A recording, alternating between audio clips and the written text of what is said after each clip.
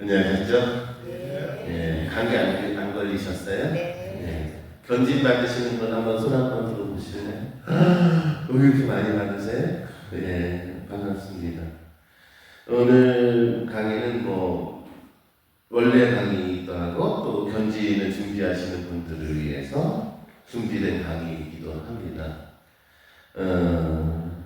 다 같이 오늘은 주님의 기도로 시작할 겁니다. 성부와 성자와 성령의 이름으로 같이 해주세요.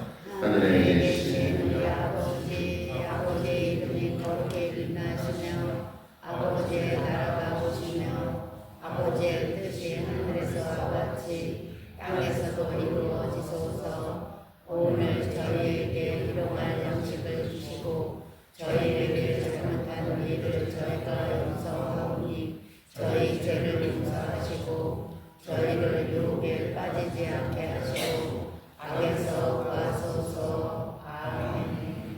성부와 성자와 성령의 이름으로 아멘. 오늘은 이렇게 이야기를 시작하고자 합니다. 상인은 뭘 하는 사람이죠? 물건을 팔아서 돈을 벌고자 하는 사람이죠. 선생은 교육을 하는 사람이겠죠. 그럼 우리 그리스도인은 뭘 하는 사람일까요? 요 얘기를 하고 싶습니다. 우리가 각 소속되어 있는 자기가 뭔가를 할 때는 반드시 목적이 있죠. 목적이 특히 이제 견진성사를 받는다는 의미는 교회의 어른으로서 말 그대로 어떤 지금까지보다는 더 큰 책임을 지고 살아간다는 의미가 매우 크죠. 특히 이제 성령의 은사를 받을 수 있는 아주 좋은 자격이 주어지는 순간이기도 합니다. 그런데 이런 질문이 생겼습니다. 도대체 우리는 그리스도인이라고 하며 살아가는데 이 세상에서 우리는 무엇을 목적으로 하고 살아가는 건가? 그냥 말 그대로 아무 목적이 없는 것인지 그냥 착하게 순수하게 살아가기 위해서 신앙하는 것인지 아니면 뭐가 있는지에 대한 질문이겠죠. 사실은 우리의 목적은 이미 그 예수님께서 복음을 통해서 거듭 말씀하셨습니다. 하느님 나라의 건설입니다. 자, 뭐의 건설이라고요? 하느님 나라의 건설이죠. 근데 이제 우리 한국 가톨릭 신자들은 이 하느님 나라라는 단어를 어떤 단어하고 동일화시키냐면은 천국이라는 단어하고 동일화시킵니다. 천국. 근데 이제 이 천국이라는 단어 안에 있는 이 언어가 갖고 있는 함정이 하나 있는데 이 천국이라는 단어를 쓸 적에는 이 세상이 아니라 죽은 이후의 세상이라는 의미가 담겨져 있죠. 그러다 보니까는 천국 또 하나님 나라를 얘기하면은 마치 우리가 살아가는 이 세상을 벗어난 저 세상의 일로 착각하기가 쉽죠. 하지만 하나님 나라는 저 세상의 일이 아니라 바로 이 세상에서의 일이죠. 그러니까 예수님께서 이 세상에 오셔서 하시고자 하는 최종적인 일이 하느님 나라 건설이었죠. 그렇기 때문에 예수님의 제자들, 그분을 따르는 우리 신앙인들에게 주어진 우리 공동체의 최종적인 목적은 다른 것이 아니라 나의 개인적인 평화, 어떤 편안한 삶 이런 것이 아니라 이 세상에서의 하느님 나라의 건설에 있죠. 너무나 잘 알고 있으면서도 우리가 놓치고 있는 신앙의식인 것이죠. 그래서 오늘은 우리 그리스도인의 신앙, 우리의 목적성에 대해서 얘기하면서 여러분들이 그 신앙생활을 하면서 과연 이 하느님 나라를 건설하기 위해서 이런 목적을 이루기 위해서 우리가 어떠한 형태의 신앙생활을 살아야 하는지 잠깐 살펴보는 시간이기도 하고 동시에 위령성어이기 때문에 더 의미가 있는 단어가 될 수 있습니다. 위령성어이라는 것은 말 그대로 우리가 알다시피 죽은 이들을 기억하는 그런 시간이죠. 기억한다는 거, 그 매우 중요하죠. 왜 중요할까요? 그들이 죽음을 통해서 우리가 단절되었기 때문이 아니라 사실상으로는 우리와 연결되어 있기 때문이죠. 그리고 왜 죽음이라는 거가 단절이 아니고 연결일까요? 인간은 숙명적으로 이 세상에 태어났지만 죽음이라는 것을 통해서 또 다른 삶을 살아간다는 것이 그리스도인의 그 신앙 고백이죠. 그렇기 때문에 죽음은 끝이 아니라 새로운 시작이고, 그래서 죽은 이들은 우리를 기억하고 우리는 죽은 이들을 기억하면서 서로 이렇게 함께 한다라는 의식이 교회 안에 잡혀 있죠. 사실상은 위령성을 또는 그 하느님 나라라는 얘기를 할 적에 이 두 가지가 매우 중요합니다. 즉 우리가 살아가는 이 세상과 그리고 죽은 이후에 맞이해야 되는 새로운 세상이라는 것이 별개의 세상이 아니라 함께 간다라는 것이죠. 바로 이러한 의미에서 예수님이 선포하신 하느님 나라의 의미를 우리 잠깐 성경을 통해서 묵상해보고 싶습니다.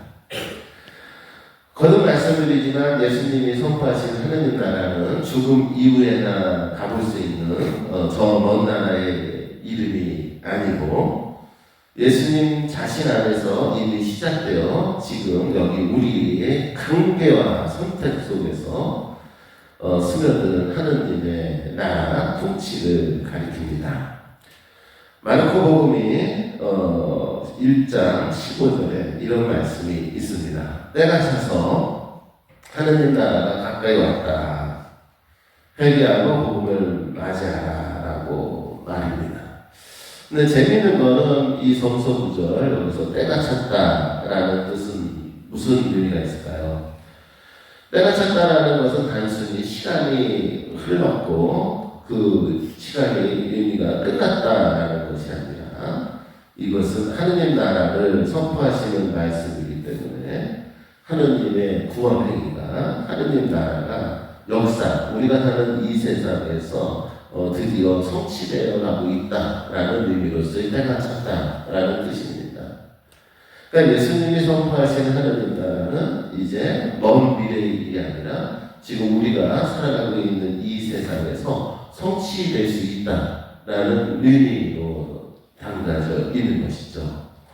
그래서 하느님 나라가 가까이 왔다라고 말씀하시는 것이죠. 그렇다면 여기서 하느님 나라가 가까이 왔다라는 것은 무슨 뜻일까요? 추상적인 거나 간접적인 나라가 아니라 사실상으로 우리의 삶 속에 이미 스며들어 있다라는 의미로서 가까이 왔다라는 의미를 지니게 됩니다.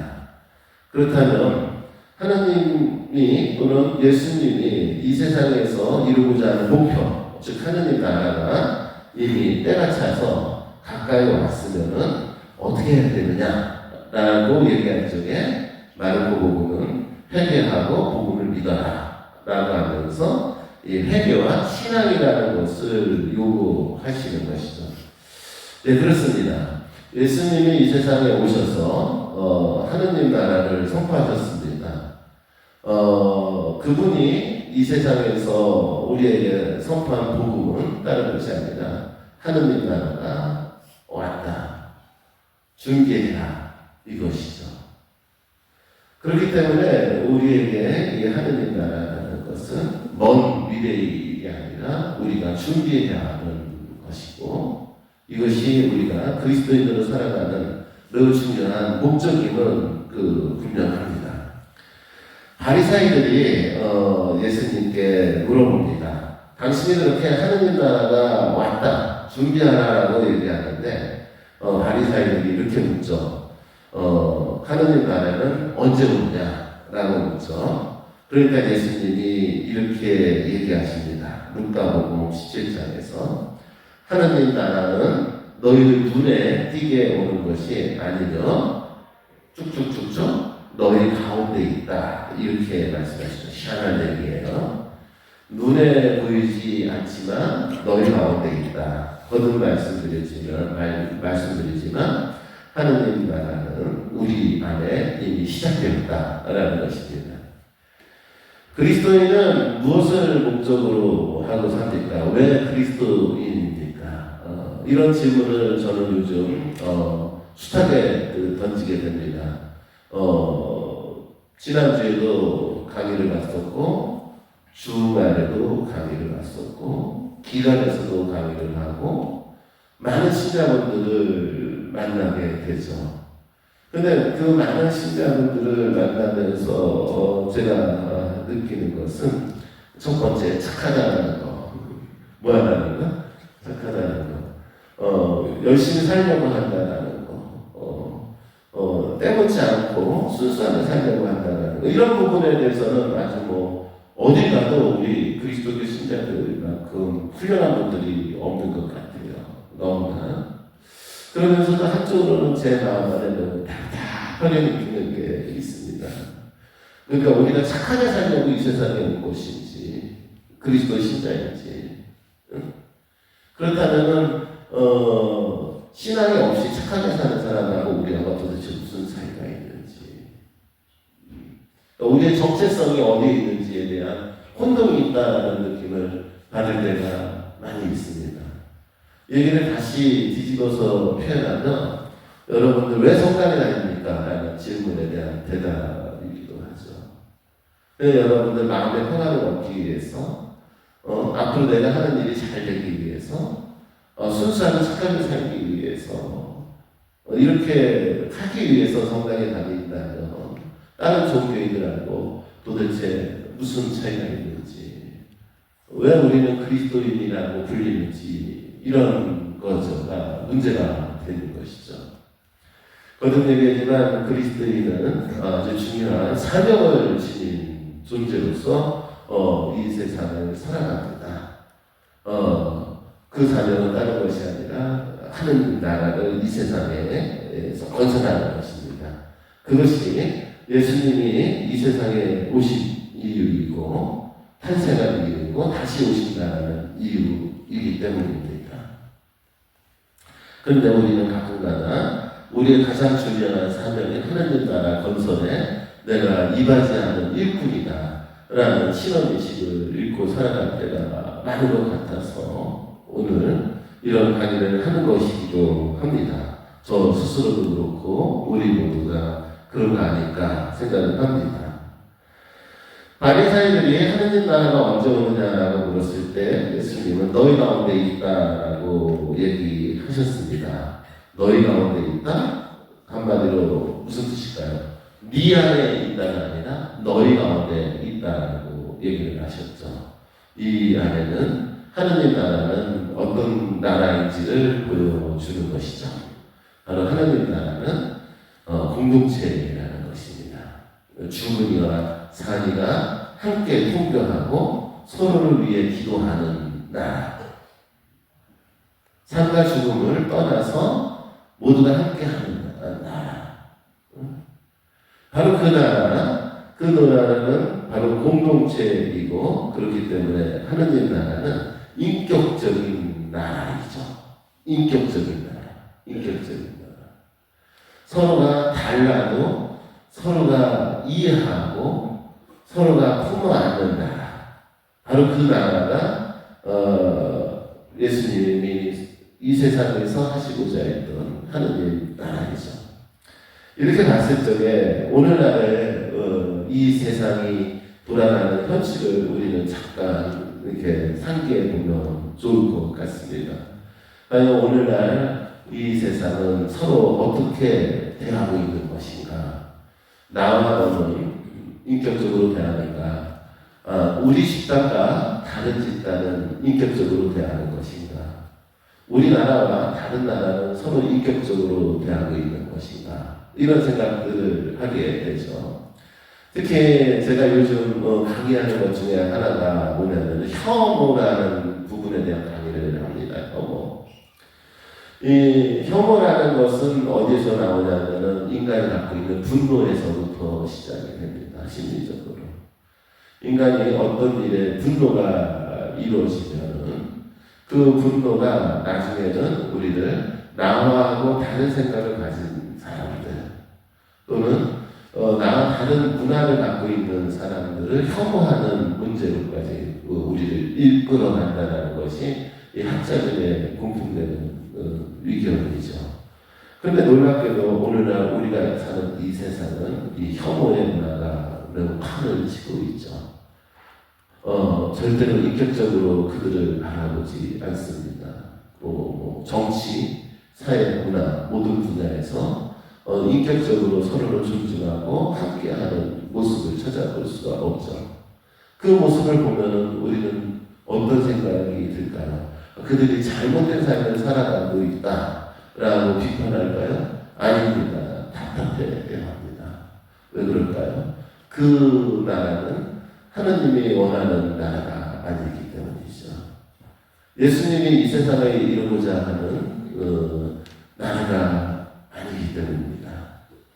그래서 우리는 그런 모습을 보면은 답답해하고 이 문제를 해결하기 위해서 우리는 어떻게 해야 될지 고민해야 하는 것입니다. 그것이 그리스도인의 모습이고 그것이 우리가 해야 할 중요한 역할인 것이죠. 그래서 그런 면에서 우리는 끊임없이 기도하고 하느님 나라가 이 세상에서 이루어지기를 수 있도록 우리 스스로가 노력해야 하는 사명을 지니고 있다라고 얘기할 수가 있겠죠. 거듭 얘기하지만 예수님이 얘기하시는 그 하느님 나라는 바로 공동체, 누구나 다 함께 서로 인격적으로 관계하는 그런 나라인 것이죠. 예수님은 이 하느님 나라가 그러면 어떻게 자라는 것인가? 라고 물을 때 이렇게 대답을 하십니다. 겨자와 누룩의 비유로 말씀하시죠. 이 얘기를 다시 풀어하면은 그러면 당신 지금 여러분들 앞에서 이야기하는 선생님 말씀대로 우리가 하느님 나라를 이루기 위해서 정말 분투해야 되는 것까지는 알겠다. 그렇다면은 그 하느님 나라를 위해서 우리는 어떻게 살아야 하느냐라는 질문에 대한 대답이기도 하죠. 그래서 예수님께서는 복음에서 우리한테 그 위대한 일을 하기 위해서 가져야 되는 삶의 자세를 두 가지 비유를 통해서 말씀하신 거죠. 하나가 겨자씨의 비유이고 또 하나가 누룩의 비유입니다.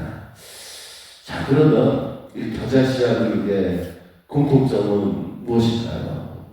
겨자씨와 누룩의 공통점은 바로 작다라는 겁니다. 작다.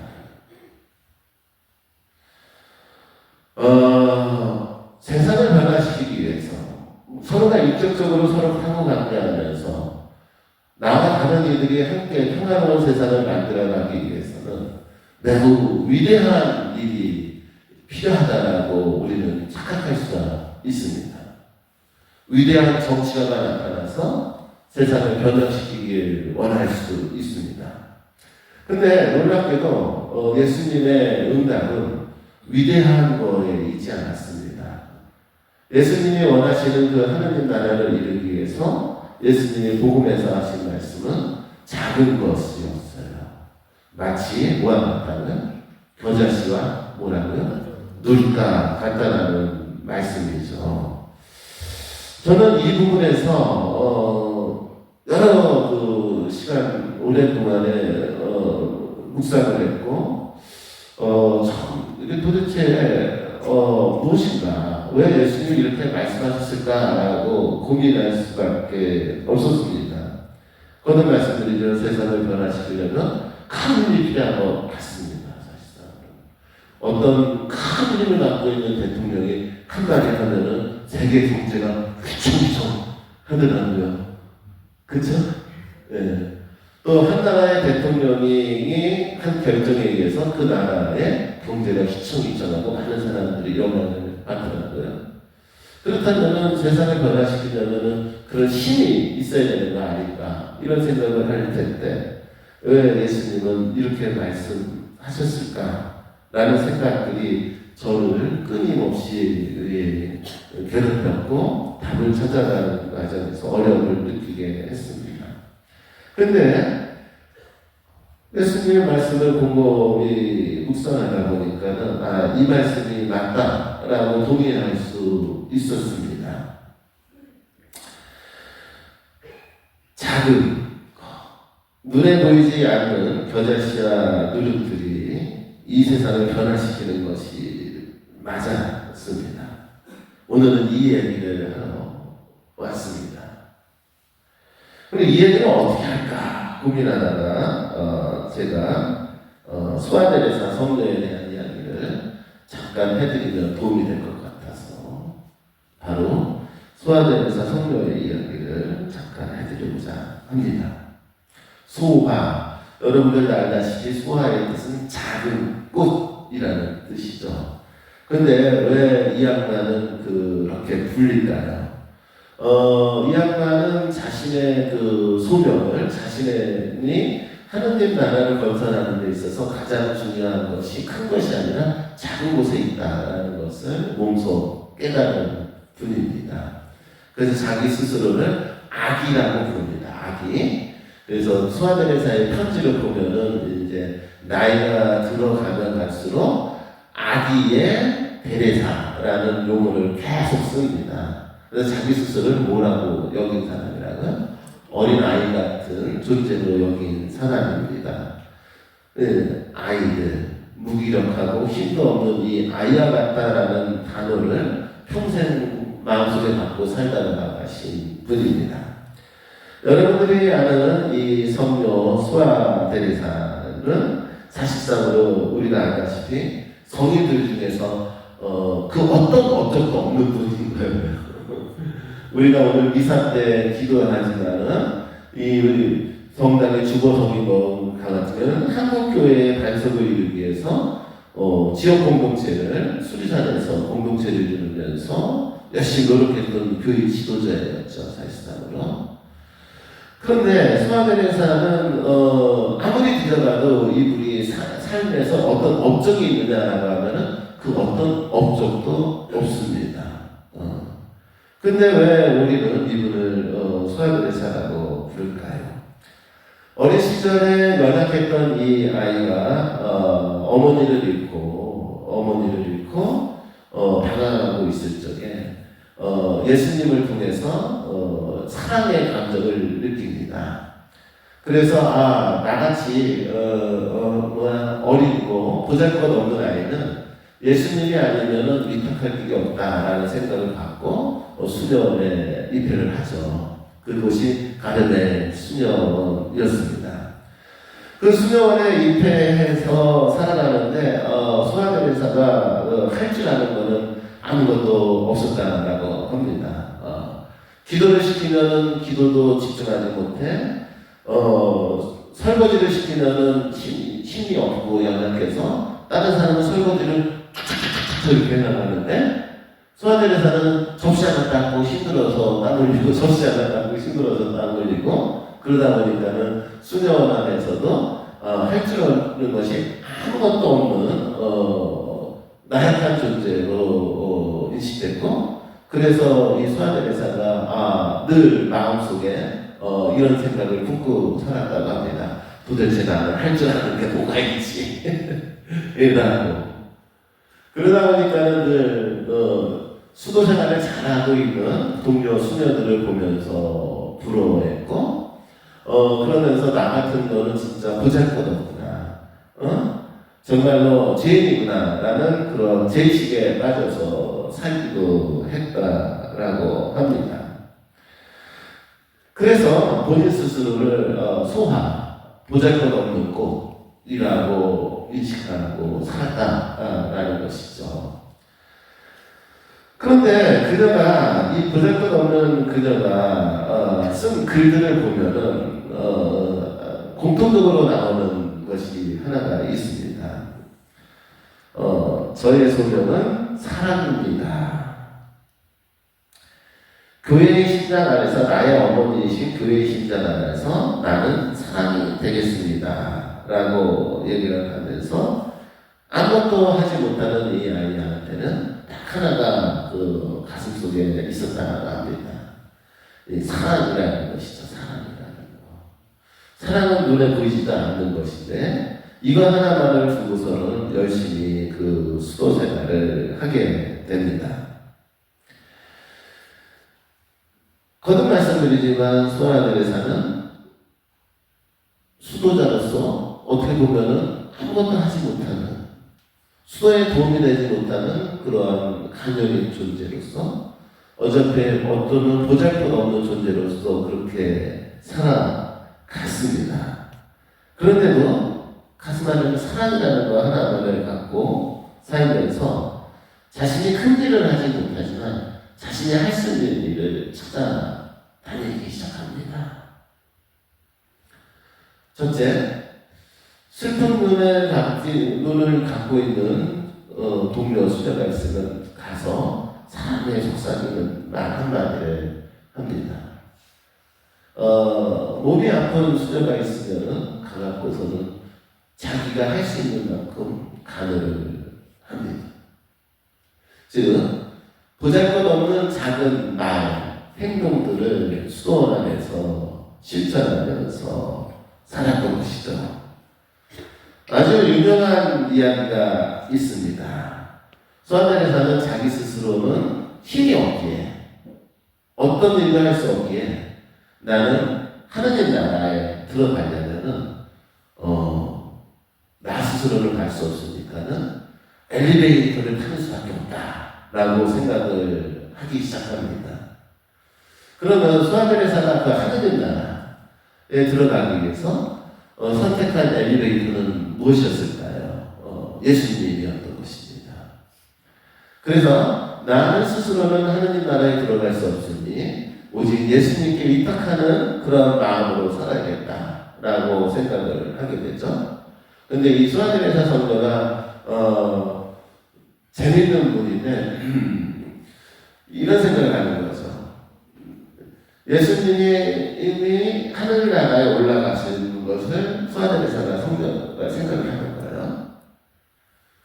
예수님이 하늘나라에 올라가는 때 내가 이렇게 어린아이처럼 이렇게 딱 붙으면은 올라갈 수 있다 이거죠. 그래서 예수님이 엘리베이터라고 생각을 하고 있었던 거죠. 근데 이제 이렇게 생각을 해보세요.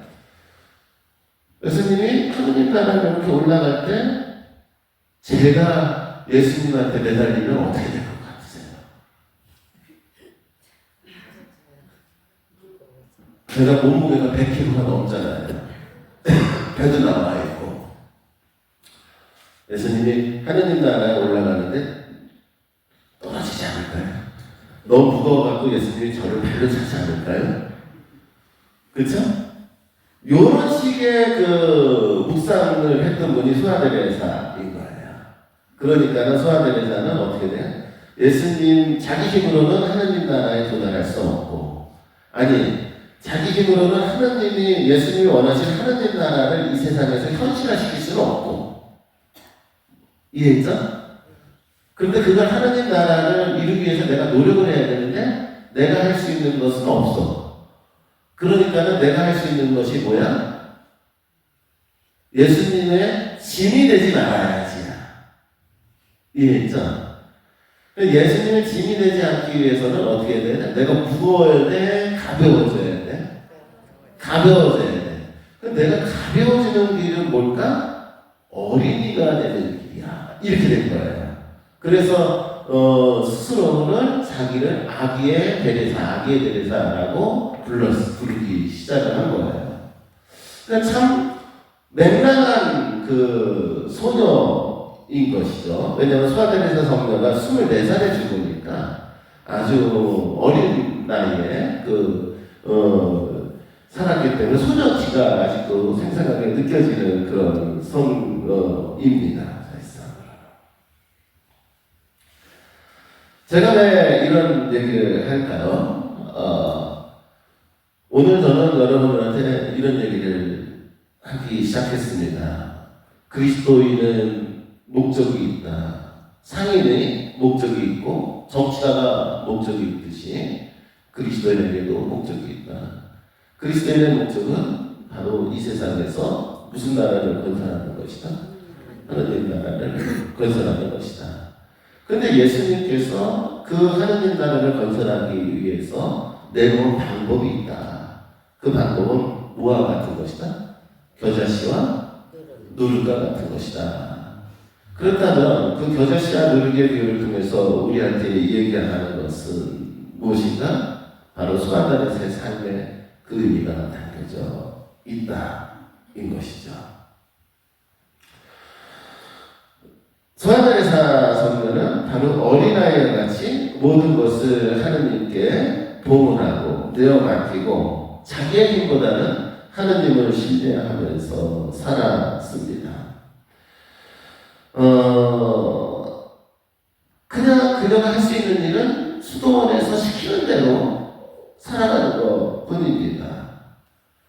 하지만 늘 예수님 걸 신뢰하고 살아갔기 때문에 늘 자신의 의지를 예수님의 의지에 맞추려고 노력했던 것이죠.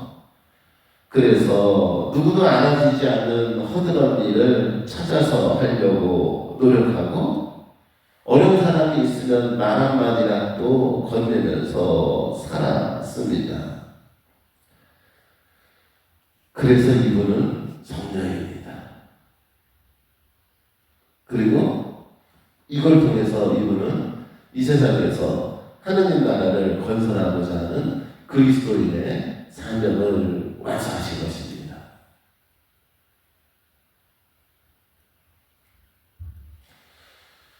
제가 드리고자 하는 말씀은 이겁니다. 우리는 작은 일을 소중히 여기는가? 이것이죠.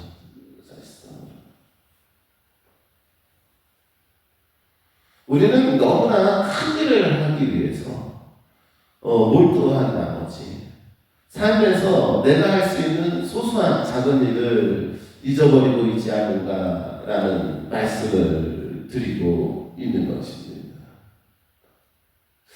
옛날 생각이 많이 납니다. 오늘 이제 미사 끝나는 시간에 와서 제가 여기 앉아 있었는데 이 복사하시는 어르신들 두 분이 이렇게 복사하시더라고요. 근데 저는 어렸을 때 복사했거든요. 성당에서 복사.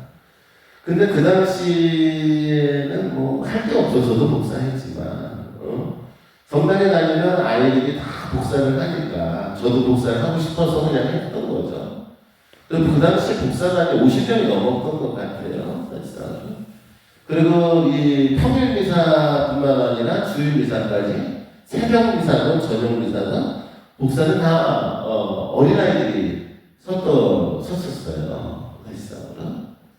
근데 어느 날서부터 어린아이들이 평일 미사에 복사를 안 쓰기 시작하더라고요. 그럴 수밖에 없겠죠. 왜냐하면 미사 시간이 옮겨갔죠.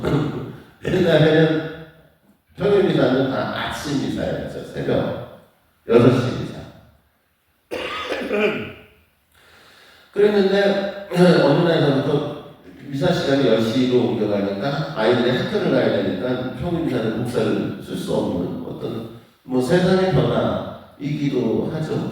근데 왜 주일날에도 어린 아이들이 복사를 못 쓰죠? 뭐 이런 생각이 좀 드네요. 사실상으로 그 어린 아이들이 작은 몸짓으로 이 복사를 쓰는 모습을 보면 참 귀엽고 참 멋있는데 아니 어른 복사를 뭐라 그러는 건 아닌데. 그런데 왜 세상은 그렇게 변하고 있는 것일까 이런 생각을 하면서 옛날에는 이 공동체가 살아있었던 것 같은데 공동체가 살아있었던 것 같아요. 친구의 집에 갈 적에 전화하고 친구의 집에 간 적이 없거든요. 그냥 아무 때나 친구가 보고 싶으면은 문을 열고 그쵸? 들어가고 그게 예의에 벗어난 것이 아니고, 그쵸? 누구나 그냥 친구가 보고 싶으면 가서 보고 오고, 또는 자고 싶으면 그냥 가서 자기도 하고, 무슨 목적이 있어서가 아니라 서로 만나고 했던 공동체가 있었던 것 같은데, 근데 어느 날서부터는 제가 친구를 만나려면 먼저 전화를 해야 돼요. 근데 제 친구들이 다 이게 여러분들 같이 평신도가 아니고 다 신부님들이잖아요. 그쵸? 죄송해요. 제 친구들이 다 신부님들이다. 그러니까는 이 신부님들한테 전화하면 신부님들 전화를 잘 안 받아요. 바쁘셔서 그런지 전화를 못 받으셔요. 그러면 어떻게 해야 돼요? 그 친구를 보고 싶어서 가려고 하다가도 못 가죠. 그러면 미리 문자를 넣고 내가 언제 보고 싶어서 가고 싶은데 갈 수 있냐라고 허락을 구해야 되고, 그래서 그러면은 나 뭐 며칠에 이렇게 바쁜데 갖고서는 막상 만나려면 한 달, 두 달 걸려서 기다려서 간신히 그것도 몇 시간 잠깐 만나야 되고, 그러다 보니까는 내가 내 친구를 만나는데 목적이 있어야 돼요. 뭐가 있어야 돼? 목적이 있어야 돼. 그러면 내가 보고 싶은 친구를 만나기 위해서 요번에 무슨 목적을 갖고 이 친구를 만나냐고 얘기를 할까? 라고 해서 일을 만들어요. 그래서 이제 보고 싶어서 만나야 하는데도 불구하고 보고 싶은 게 중요한 것이 아니라 어떤 목적 때문에 그 친구를 만나야 되는 이 세상을 살아가면서, 제가 무슨 얘기하는지 아시는 거예요, 지금? 하느님 나라가 지금 이 세상에서 현실화되고 있지 못하는 모습을 얘기하는 것이죠. 정말로 사소하고 소중한 것들을 우리는 잃어버리고 살아가는 것 같습니다. 하느님 나라는 죽어서 가는 나라가 아니라 이 세상에 이미 실현된 나라이고 우리가 성취해야 하는 나라입니다. 거듭내지게 하지만 예수님이 원하시는 하느님 나라는 위대한 왕국이 아니라 인격적으로 관계하는 나라입니다. 자, 어떤 나라는 인격적으로 관계하는 나라입니다. 부부와 부부가 서로 신뢰하는 나라, 부모와 자식이 서로 의지하고 살아가는 나라, 친구가 정말로 깊이 있게 우정을 나누는 나라, 나와 같이 살아가고 있는 옆에 있는 이웃집이 지금 어떤 어려움이 처해 있는지 알고 그들을 위할 줄 아는 나라, 길거리를 지나갈 때 모르는 사람이고 나하고 무가치한 사람이다라는 인식이 아니라 길거리를 지나가는 사람 하나하나가 매우 소중하게 느껴지는 나라이죠.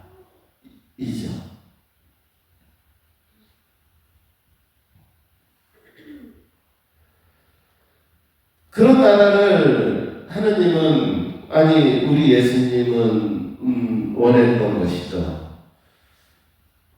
어떤 거대한 제국을 원하는 것이 아니라 나라가 여러 나라로 쪼개져 있고 민족이 쪼개져 있어도 이 세상이 모두 다 서로가 인격적으로 존중하는 나라, 그 나라가 예수님이 원하는 하느님 나라이기 때문에 작은 이들에 대한 관심, 나의 이웃에 대한 관심, 나의 친구에 대한 애정, 그리고 나와 가까이 있는 이 친구들뿐만 아니라 부부, 형제들뿐만 아니라 먼 친척들에 대한 사랑, 관계, 이것이 현실화되는 나라가 바로 예수님이 원하는 하느님 나라이고, 그렇기 때문에 이 하느님 나라를 이루는 길은 어떤 큰 것이 아니라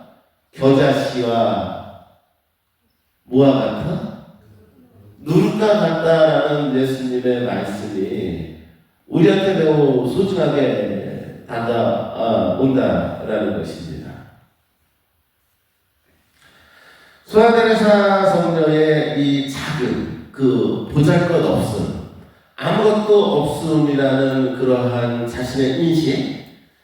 하지만 내가 작지만 내가 할 수 있는 일을 하고자 했던 소아테레사의 그 삶, 이것이야말로 오늘날 우리가 잃어버리고 있는 것이며, 이것을 잃어버리기 때문에 우리는 하느님 나라를 이 세상에서 현실화시키지 못하고 있다. 다른 말로 그리스도인으로서 올바로 살고 있지 못하는 거 아닌가라는 것입니다.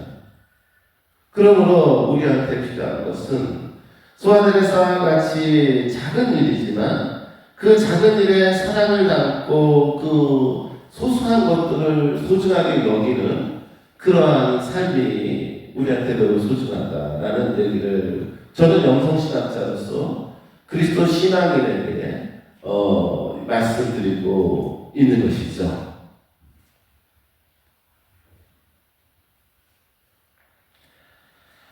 견진성사를 받는 분들이 있기 때문에 은나신 분들이 요번 강의는 특히 견진성사로 좀 연결돼서 강의를 해주셨으나 아주 신신당부를 하셔서 마지막 한 10분 동안은 여러분들 이 견진성사하고 오늘 강의하고 연결시키면서 마무리를 해나가려고 합니다.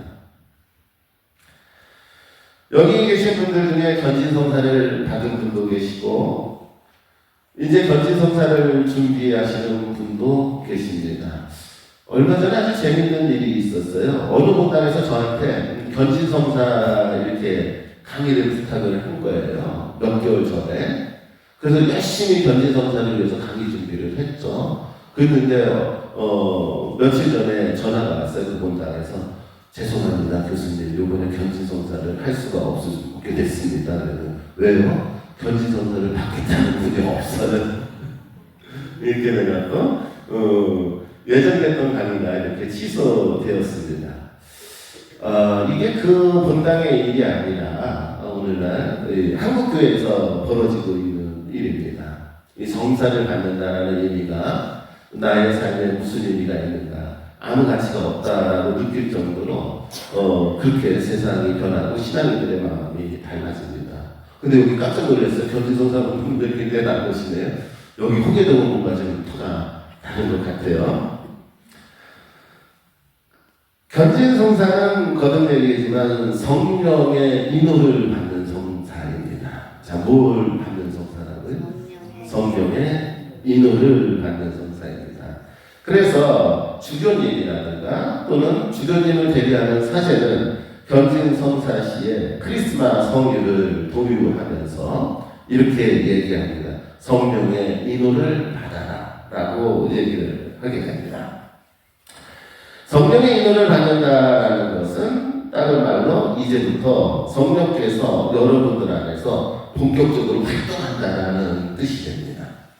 그래서 성경 안에는 성령의 은사를 얘기를 하죠. 성령의 은사 중에 뭐 여러 가지 은사가 있습니다. 지혜의 은사, 이해의 은사, 용기의 은사 등등 여러 가지 은사에 대해서 성경에서 얘기를 하죠. 그렇다면 이 은사를 왜 줄까요? 라는 것이죠. 이 은사를 왜 줄까요? 성령께서는 왜 여러분들 안에 은사를 주실까요? 라는 것이죠. 은사를 받는다는 게 중요한 것이 아니라 성령께서 견진성사를 통해서 왜 여러분들한테 무한한 은사를 주시는 순간이 올까요? 라는 것이죠. 쉽습니다. 성령 강림 내치기를 떠올리면 됩니다. 예수님이 돌아가시고 나서 제자들은 두려움에 떨면서 우리가 앞으로 어떻게 살아야 할지 고민합니다. 어떻게 살아야 할지. 우리의 지도자가 죽음에 이르렀기에 우리는 어떻게 살아야 할지 막막한 상태에 있었습니다. 그런데 갑자기 이들이 성령의 강림을 통해서 갑자기 세상에 뛰쳐나가기 시작하죠. 그리고 가감없이 세상에 나가서 예수님이 선포한 하느님 나라를 선포하기 시작합니다. 그래서 우리는 그들을 사도라고 부르죠. 성령께서 견진성사를 통해서 여러분들한테 은사를 주신 의미는 바로 여기 있습니다. 이제 여러분들은 견진성사를 통해서 세상에 나가서 복음을 선포하는 적극적인 존재가 된다는 의미가 되는 것이죠. 그래서 매우 중요한 것이죠. 그러면 복음을 선포한다라고 했을 때 거듭되게 대한 복음은 핵심이 뭘까요? 하느님 나라의 건설입니다. 그래서 이제부터 견진성사를 받은 이들은 그 누구보다 더 열심히 이 세상에서 하느님 나라를 건설하는 일꾼이 되었음을 증명하기 위해 우리는 그렇게 살아야 합니다.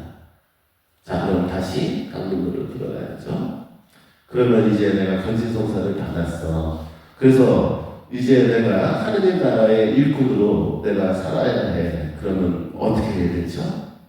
답은 이미 여러분들한테 드렸습니다. 예수님께서 어떻게 하라고? 겨자씨와 뭐가 되라고? 누룩이 되라고 하셨습니다. 여러분들한테 정치가가 되라고 얘기하지 않았습니다. 여러분들이 사회 개혁을 이끌어가는 선동가가 되라고 예수님은 얘기하지 않았습니다. 오히려 예수님을 죽음으로 몰아간 이들이 그런 사람들이었습니다. 정치가들, 선동가들이었죠. 사실은 예수님은 우리한테 그런 걸 원하지 않습니다. 이 세상의 정의와 이 세상의 평화, 이 세상의 진정한 행복은 어디에 있느냐면 겨자씨와 누룩과 같이 살아가는 이들을 통해서 이루어진다라고 우리한테 말씀하셨습니다. 하느님 나라는 거듭되기하지만 공동체가 살아있는 나라입니다. 공동체가 살아있다는 것은 나와 너가 아니라 나와 또 다른 나와 너가 아니라 나와 누가? 또 다른 나가 서로 인격적으로 관계 맺고 관심 갖고 사랑하면서 살아가는 나라입니다. 그 나라는 제도를 통해서 이루어질 수 없습니다. 바로 여러분들의 작은 실천을 통해서만 이루어질 수 있습니다. 그 어떤 정치가의 힘으로도 어떤 권력자의 힘으로도 그 나라는 이루어질 수가 없습니다. 왜냐하면 한 사람 한 사람이 겨자씨와 누룩이 돼서 실천해야만 이루어지는 나라이기 때문입니다. 그래서 이 나라는 아직 완성되지 못해 있는 것이죠. 왜냐하면 아직도 많은 이들은 나와 너로 살아갑니다. 나와 또 다른 나로 살지 않습니다. 언어 자체가 그렇습니다. 나와 너로 얘기를 하기 시작하죠.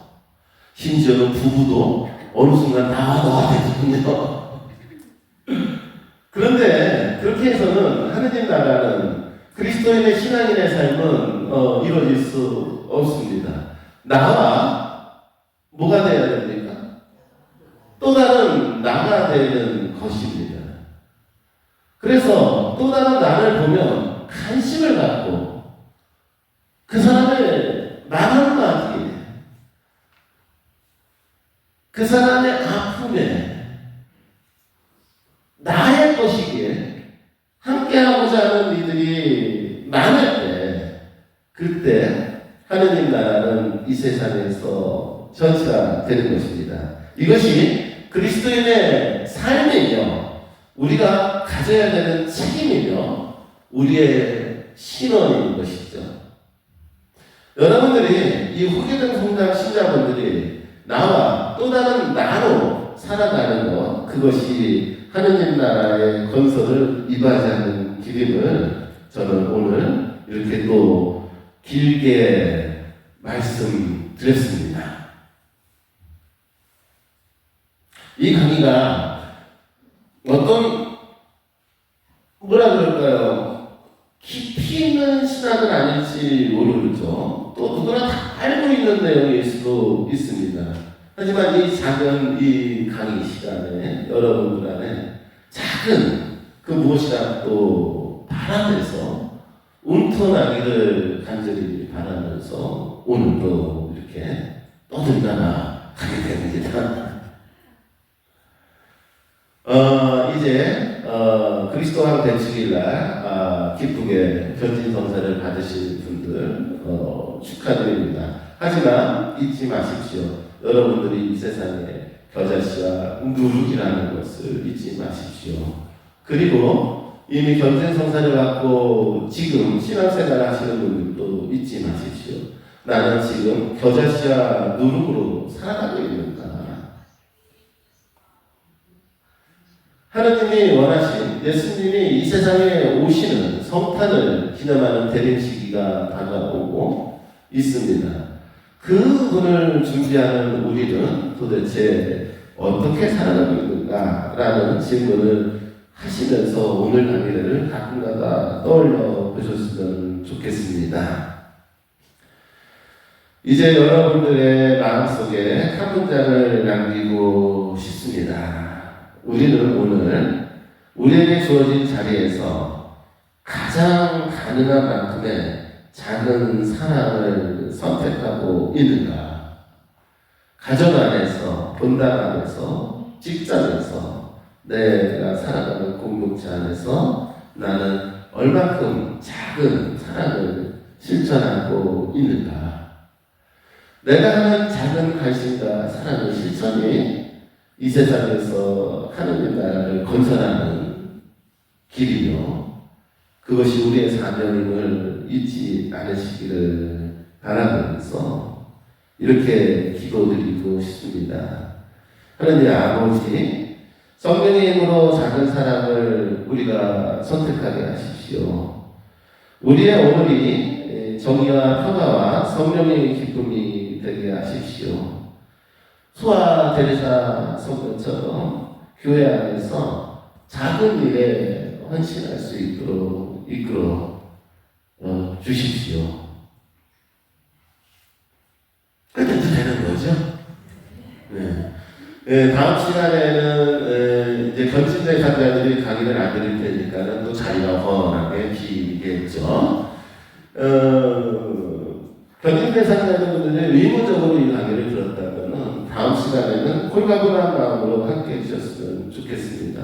긴 시간은 아니지만 짧은 시간 동안에 여러분들한테 신앙에 작은 도움이 되는 시간이 되려고 저 나름대로 매우 준비 많이 해서 오는 강의입니다. 어렵게 하면 안 되는 강의이고 근데 그 어렵지 않은 거 안에서 여러분의 도움이 되는 강의가 되려고 하다 보니까 뭐 이렇게 저렇게 준비하면서 오는 강의인데요.